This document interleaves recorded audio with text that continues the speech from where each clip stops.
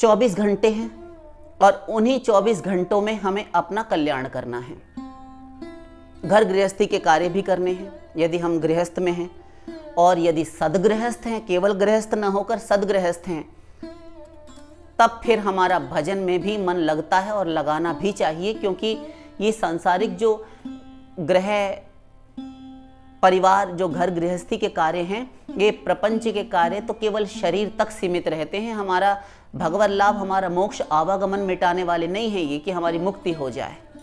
तो अपनी जो हम इस शरीर में कैद हैं, इस शरीर में बंद हैं, हम कैद हैं, इनमें विषयों में फंसे हुए हैं, हमें यहाँ से निकलकर इस शरीर को धारण करने की भी चेष्टा नहीं करनी चाहिए, इसका संकल्प भी नहीं करना चाहिए कि दोबारा शरीर धारण करना पड़े। तो शरीर को पालने के लिए शरीर से केवल मेहनत परिश्रम करना, ये कोई बुद्धिमत्ता का कार्य नहीं है, ये तो पशु भी कर रहे हैं। ज्ञानम ही तेषाम अधिको विशेषो ज्ञानेन हीना पशुभिः समाना, पंचतंत्र हितोपदेश महाभारत। ज्ञानहीन जो है वह पशु है, किंतु ज्ञानम ही तेषाम अधिको विशेषो, मनुष्य के पास केवल एक ज्ञान है, यही एक अधिकता है, इस कारण मनुष्य को विशिष्टता प्राप्त है। यदि ज्ञान ना हो तो मनुष्य भी पशुओं से गया बीता है। और ज्ञान होने के उपरांत भी, तत्व ज्ञान प्राप्त हो गया, उसके बाद भी संसार में लगा रहे, सत्संग करे, भजन करे, कथाएं सुने, सेशंस ले, गुरुओं के पास जाए, सब कुछ करे, किंतु फिर भी संसार में ही फंसा रहे, निकलने का प्रयत्न ना करे कि दिन रात हम वही पाप तो कर रहे हैं, वही भोग रहे हैं, वही कमा रहे हैं, हम सब कुछ वही करते जा रहे हैं, हमें सुख कहाँ है। रात को कमर सीधी करने के लिए शैया पर, बेड पर जाते हैं, 2, 4, 5 घंटा सोकर फिर सवेरे से लेकर रात तक हम 12, 16 घंटे, 10 घंटे कमाते हैं, फिर आकर वही हमारा जीवन है। ये शरीर तो जिससे हम कमा रहे हैं और इस शरीर में ही खा रहे हैं, आत्मा को तो कुछ लाभ नहीं हो रहा ना, आत्मा का कोई लाभ नहीं हो रहा, क्योंकि आत्मा ना खाता पीता पहनता है, ना वो विषय भोगता है। इस शरीर में कैद रहकर वह तो सुख चाह रहा है, किंतु उसे सुख इस शरीर के भोग पदार्थों से नहीं मिलता। थोड़ी देर के लिए आपने कुछ मिष्ठान खाया, आत्मा पर, जो मन पर आत्मा की छाया पड़ती है तो मन संतुष्ट हो गया, किंतु 2, 4, 5, 6 पीस मिठाई के खाने के बाद आपको घिन आने लगती है, आप बोरियत होने लगती है, हटाओ उल्टी होने वाली है। आप बहुत भूखे थे, आपको प्रथम ग्रास में, पहली रोटी में बहुत आनंद है, दूसरी में कुछ कम, तीसरी में और कम, जब तृप्ति हो गई, पेट भर गया आकंठ, तो उसके बाद में अब आप कहते हैं हटाओ। कोई ज़बरदस्ती हठ धर्मी पर उतर कर दे तब भी आप कहते हैं नहीं हटाइए, अब हम बाद में खा लेंगे, लेकिन अब हमारा जी नहीं है। इसी प्रकार सारी इंद्रियों के, 5 इंद्रियों के 5 विषय हैं, सबको अनुभव है, दिन रात भोग रहे हैं, किंतु वैराग्य भी हो जाता है उनसे। तो ये क्षणिक वैराग्य, फिर भोग की इच्छा, फिर वैराग्य, फिर भोग की इच्छा, ये बार बार लगी रहती है। क्यों? क्योंकि आत्मा को तृप्ति हुई नहीं, थोड़ी देर के लिए लगा, किंतु आत्मा ने देखा नहीं, इससे मेरा सुख होने वाला नहीं है पूरा, ये क्षणिक है, नश्वर है। जब तक इस जीवात्मा को, इस शाश्वत जीवात्मा को, इस अनादिकालीन, इस नित्य तत्व, इस अविनाशी तत्व को, अविनाशी सुख जब तक नहीं मिल जाएगा, तब तक यह आत्मा कभी भी तृप्त नहीं हो सकता इन माइक प्रपंच से। और इन जितने भी विषयासक्त रहने के कारण आप जितने भी विषय भोग भोगते हैं, इन 5 इंद्रियों के 5 विषय भोग कर आप स्वयं को संतुष्ट हुआ मानते हैं कुछ समय के लिए, किंतु सदा वह सुख टिकता नहीं, स्थायी नहीं है, नित्य नहीं है, छिन जाता है। और सुख होता है यो वै भूमा तत्सुखम नाल्पे सुखम अस्ति भूमा त्वेव विजिज्ञासितव्य, छांदोग्योपनिषद। जो अनंत मात्रा का हो वही आनंद होता है, वही सुख होता है। सुख कभी लिमिटेड, छोटा सा, अल्प मात्रा का, सीमित नहीं होता, अपरिमित होता है सुख, अनंत होता है सुख, भूमा आनंद। और ये जो सुख सांसारिक आप भोगते हैं, ये थोड़ी थोड़ी देर के लिए मिलते हैं। स्वर्गहु स्वल्प अंत दुखदाई, स्वर्ग का सुख भी, अरे छोड़िए स्वर्ग को, इस पृथ्वी के सुखों को, इससे ऊंचा स्वर्ग, उससे परे 11 प्रकार के स्वर्ग होते हैं। अंतिम है ब्रह्मलोक। आ ब्रह्म भुवनाल्लोका पुनरावर्तिनो अर्जुन, अर्जुन ब्रह्मलोक तक जाकर फिर से लौटना पड़ेगा। ते तं भुक्त्वा स्वर्गलोकं विशालं क्षीणे पुण्ये मर्त्यलोकं विशन्ति। 9वां राजविद्या राजगुह्य योग। भगवान कहते हैं ब्रह्मलोक तक जाकर वहां अपने किए गए सुकृतों पुण्यों का फल भोग करते हैं। क्षीणे पुण्य मर्त्य लोकम विशंति, पुण्य क्षीण हो जाते हैं भोग भोगाकर, उसके बाद में फिर से इस मृत्यु लोक में कुकर शुकर कीट पतंग आदि योनियों में गिर पड़ते हैं। हीन तरम्बा विशंति, वेद ने तो यहां तक कह दिया घोर कुत्सित योनियों में, हीन योनियों में गिरते हैं, औंधे मुंह गिरते हैं, भवाटवी में पड़े रहते हैं, संस्कृति में पड़े रहते हैं। कहां मोक्ष होता है?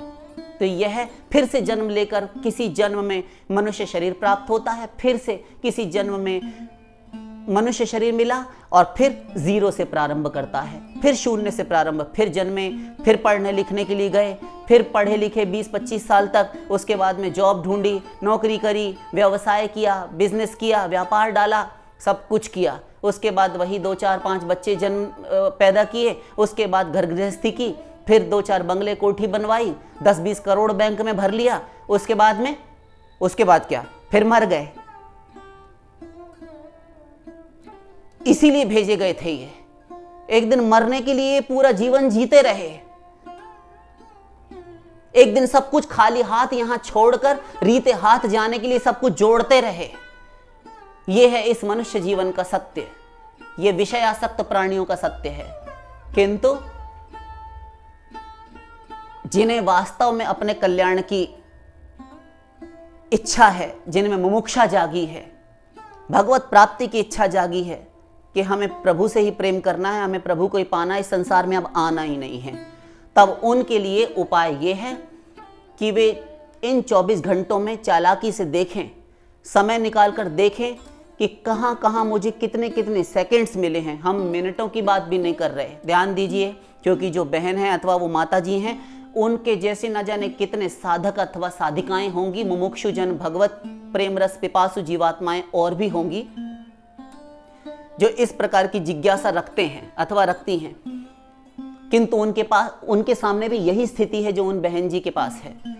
तो वे समझे रहें, हम मिनटों की बात इसीलिए नहीं कर रहे, हम उनकी विवशता, उनकी मजबूरी समझ रहे हैं, किंतु उनकी जिज्ञासा भी देख रहे हैं, उनके लिए भीतर भगवत प्राप्ति, भगवत प्रेम के लिए उत्कट जो अभिलाषा है, जिज्ञासा है और जो उत्कंठा है, वह भी हम देख रहे हैं। दोनों को मिलाकर हम बोल रहे हैं कि वे देखते रहें कि कहां कहां कुछ कुछ सेकंड्स मुझे मिलते हैं। जल पी रहे हैं, जल पीने में 30 सेकंड लगेंगे, जल पीते जाइए, वह आपके गले से भीतर उतर रहा है शरीर में, आप नाम ले लीजिए। घर के कार्य करते हैं, तो घर के कार्य करते हुए क्या करती हैं माताएं बहनें, पुरुष लोग क्या करते हैं? ऑफिस में बैठे हैं, ऑफिस में बैठे अपना लैपटॉप कर रहे हैं, कुछ कंप्यूटर पे कर रहे हैं, कोई कार्य, जो भी कार्य कर रहे हैं, फाइल तैयार कर रहे हैं, लगातार घुसकर कोई कार्य नहीं करता। इतना बिजी हम अपने आप को जितना दिखाते हैं, इतना बिजी कोई नहीं रहता। सबके पास एक एक मिनट मिलता है, जितनी देर के लिए आप सिर खुजला लेते हैं, आप थोड़ा सा इधर उधर देख लेते हैं, बस इतने समय को ही चुरा लीजिए, उसमें समय निकालकर भगवान की उपासना, भगवान का समाराधन, भजन कीजिए, साधना कीजिए। इन समयों को आप बारीकी से देखिए, ये होश में रहने पर आप समय देख पाएंगे, इस पर नजर रखेंगे, तभी आपको ये पकड़ में आएगा कि कहां कहां समय हमें मिलता है।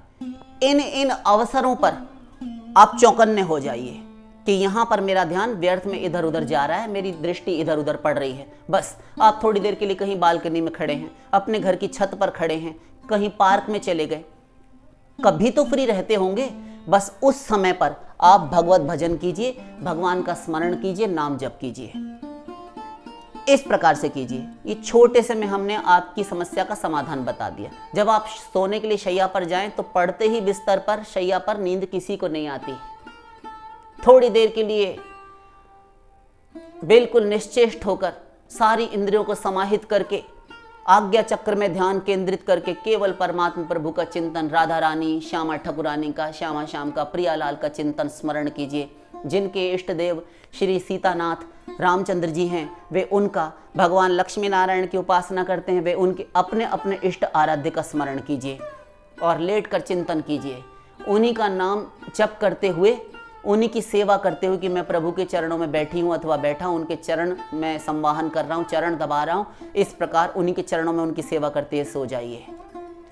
सुबह उठिए, स्मरण करते हुए उठिए, 2 4 5 मिनट शैया पर ही पहले दीजिए, उसके बाद शैया से चरण नीचे रखिए।